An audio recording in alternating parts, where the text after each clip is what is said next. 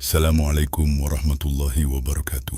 Alhamdulillah, kita ini seringkali terjebak dalam pola pikir yang menganggap ibadah itu harus yang susah-susah dan jauh-jauh. Contohnya begini, kalau bicara bulan Zulhijjah, pikiran kita langsung melayang ke Mekah. Kita mengira keagungan bulan ini hanya milik orang yang mampu terbang naik pesawat, wukuf di Arafah, lalu pulang dipanggil Pak Haji atau Bu Haji. Alha terus kita yang di rumah, yang uangnya pas-pasan, yang mau beli kambing saja masih mikir cicilan. Apa kebahagiaan berkah? Disinilah indahnya Islam. Allah itu Maha Adil, Maha Rahman. Rasulullah SAW itu diutus untuk membawa rahmat bagi seluruh alam, bukan cuma untuk orang yang kaya atau yang bisa pergi haji saja. Makanya, Nabi sampai bersabda dalam hadis riwayat Imam Al-Bukhari, yang teksnya sangat masyhur. Tidak ada hari-hari di mana amal saleh di dalamnya lebih dicintai oleh Allah daripada 10 hari. Pertama bulan Zulhijjah. Para sahabat yang jiwanya petarung sampai bertanya, "Wahai Rasulullah, apakah jihad di jalan Allah juga tidak bisa menandinginya?" Nabi menjawab, "Bahkan jihad pun tidak bisa menandinginya, kecuali orang yang berangkat membawa jiwa dan hartanya, lalu tidak kembali lagi alias syahid." Logika fikihnya begini, jihad itu taruhannya nyawa, mengorbankan segalanya. Tapi di 10 hari pertama Zulhijjah, Anda yang di rumah, entah itu sedang mencangkul di sawah, sedang berdagang di pasar, atau bahkan yang cuma duduk ngopi sambil berzikir amal, Anda bisa mengalahkan pahala jihad. Ini kan bonus besar-besaran dari Allah. Masa kita sepelekan? Lalu, apa saja sunnah yang bisa kita amalkan tanpa harus merasa terbebani? Yang pertama, memperbanyak zikir, tahmid, tahlil, dan takbir. Dasar hukumnya ada di Al-Quran, surat Al-Hajj ayat 28, di mana Allah memerintahkan kita untuk menyebut namanya pada hari-hari yang telah ditentukan. Menurut Imam Syafi'i dan mayoritas ulama, hari yang ditentukan itu 10 hari pertama Zulhijjah ini. Secara fikih, takbir di bulan ini ada 2 macam.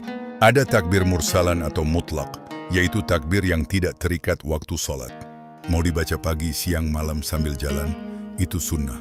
Yang kedua, nanti ada takbir muqayyad yang dibaca khusus setelah sholat fardu, dimulai dari subuh hari Arafah sampai asar di hari tasyrik terakhir. Tapi yang mau ditekankan di sini adalah bagaimana cara mengamalkannya secara praktis tanpa beban. Berzikir itu jangan dibayangkan harus duduk bersila di masjid sampai kaki kesemutan, lalu mengabaikan pekerjaan. Tidak begitu.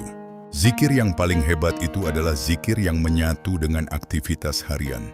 Kalau Anda kerjanya menyetir mobil atau naik motor, lisannya tinggal bergumam, Allahu Akbar, Allahu Akbar, La ilaha illallah, Wallahu Akbar. Kalau Anda ibu rumah tangga yang sedang memasak di dapur, atau Anda yang hobi menggiling kopi sendiri di pagi hari, manfaatkan waktu kosong itu untuk takbiran.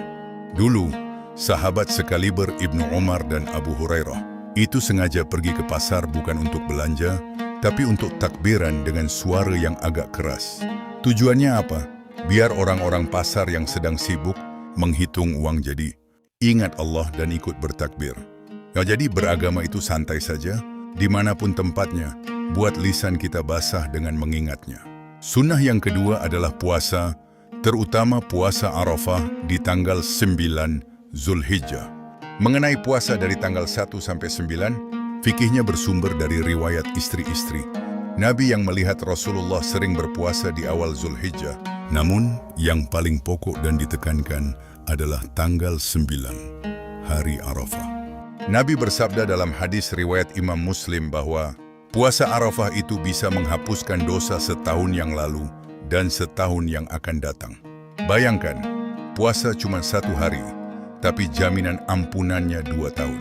Ini kalau dalam hukum dagang, namanya keuntungan yang tidak masuk akal. Modalnya kecil, untungnya rontok semua itu dosa-dosa kita. Tapi ingat, hukum fikihnya, puasa ini hanya disunnahkan untuk orang yang tidak sedang berhaji. Bagi yang sedang wukuf di Arafah, mereka justru makruh berpuasa karena mereka butuh energi untuk berdoa. Nah, bagi kita yang di rumah, ini adalah kompensasi. Kita tidak bisa hadir secara fisik di padang Arafah, tapi kita bisa ikut merasakan kemuliaan hari itu lewat menahan lapar dan dahaga di rumah masing-masing. Bagaimana contoh praktisnya kalau kita sibuk? Islam itu fleksibel. Kalau fisik Anda kuat, silakan puasa penuh dari tanggal 1 sampai tanggal 9. Kalau tidak kuat, karena harus kerja berat, ambil puasa Tarwiyah tanggal 8 dan puasa Arafah tanggal 9. Ela kalau itu pun masih mengeluh kecapekan, minimal jangan sampai lewat. Puasalah di tanggal 9 Zulhijjah saja. 1 hari saja masa tidak bisa? Kebangetan kalau bonus 2 tahun ini dilewatkan begitu saja. Sunnah yang ketiga, yang menjadi puncak di bulan ini adalah ibadah kurban. Secara hukum fikih dalam mazhab Syafi'i, kurban ini hukumnya sunnah kifayah untuk satu keluarga.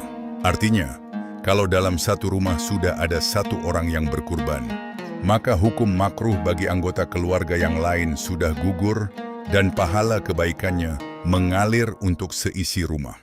Lalu ada sunnah yang seringkali disalahpahami oleh masyarakat kita, yaitu larangan memotong kuku dan rambut. Nabi pernah bersabda, jika masuk 10 hari pertama Zulhijjah dan salah seorang di antara kamu ingin berkurban, hendaknya ia menahan diri dari memotong rambut dan kukunya. Tolong dicatat baik-baik fikihnya. Hukum menahan diri dari potong kuku dan rambut ini adalah sunnah, bukan wajib. Kalau Anda telanjur memotongnya, hukumnya cuma makruh. Tidak sampai membuat kurban Anda batal atau tidak sah. Kurbannya tetap sah dan berpahala.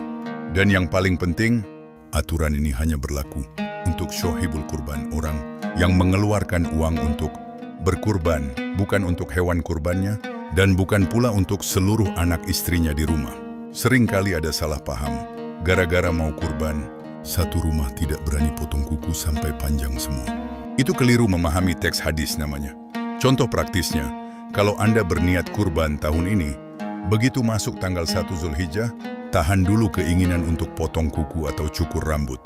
Biarkan bagian tubuh kita ini ikut bersaksi dalam ketaatan sampai hewan kurban kita disembelih.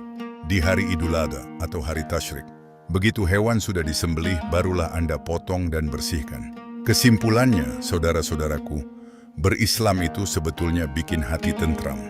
Allah sengaja menyediakan bulan Zulhijjah ini sebagai fasilitas bagi kita semua agar bisa panen pahala. Dengan cara-cara yang mudah.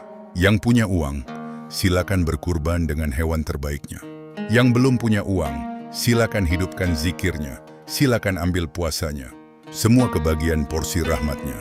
Jangan sampai hari-hari yang diagungkan oleh Allah dan Rasulnya ini lewat begitu saja, menguap tanpa ada bekas. Amal yang kita bawa menghadap Allah.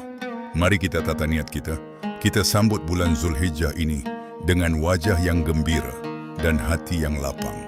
Matur nuwun, terima kasih atas perhatiannya. Wassalamualaikum warahmatullahi wabarakatuh.